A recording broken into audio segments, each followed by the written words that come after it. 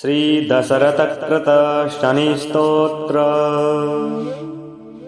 दशरथ उवाच प्रसन्नो यदि मयि शौरे एकश्चास्तु वरः परः।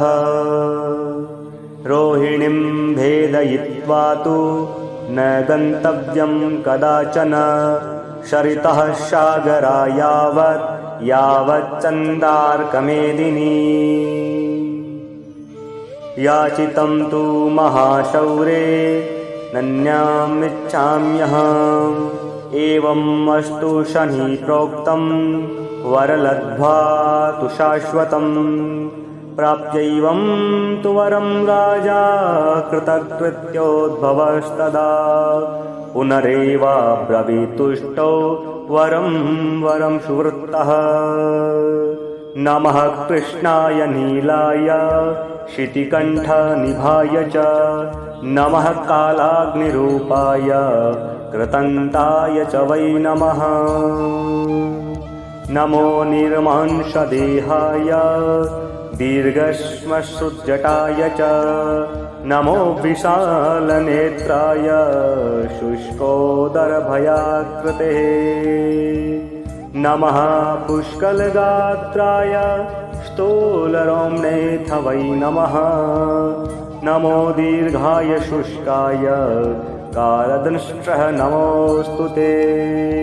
नमस्ते कोटराक्षाय दुर्निरीक्षयाय वै नमः। नमो घोराय रौद्राय भीषणाय कपालिने। नमस्ते सर्वभक्षाय बलिमुख नमोऽस्तु ते। सूर्यपुत्र नमस्तेस्तु भास्करे भयदाय च। अधोदृष्टे नमस्तेस्तु संवर्तक नमोऽस्तु ते। नमो मन्दगते तुभ्यं निस्त्रिंसाय नमोऽस्तु ते। तपसा दग्धदेहाय नित्यं योगरताय च।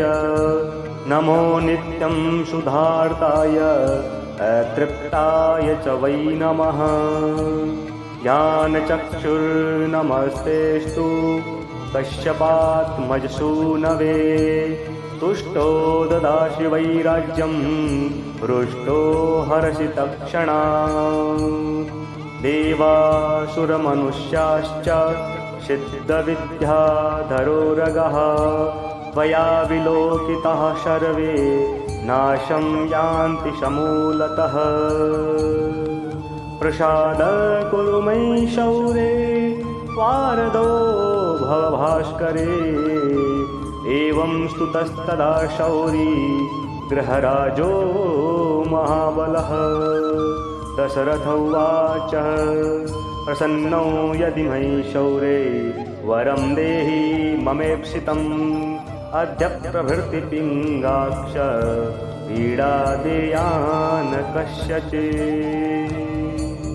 श्री दशरथकृत शनिस्तोत्र।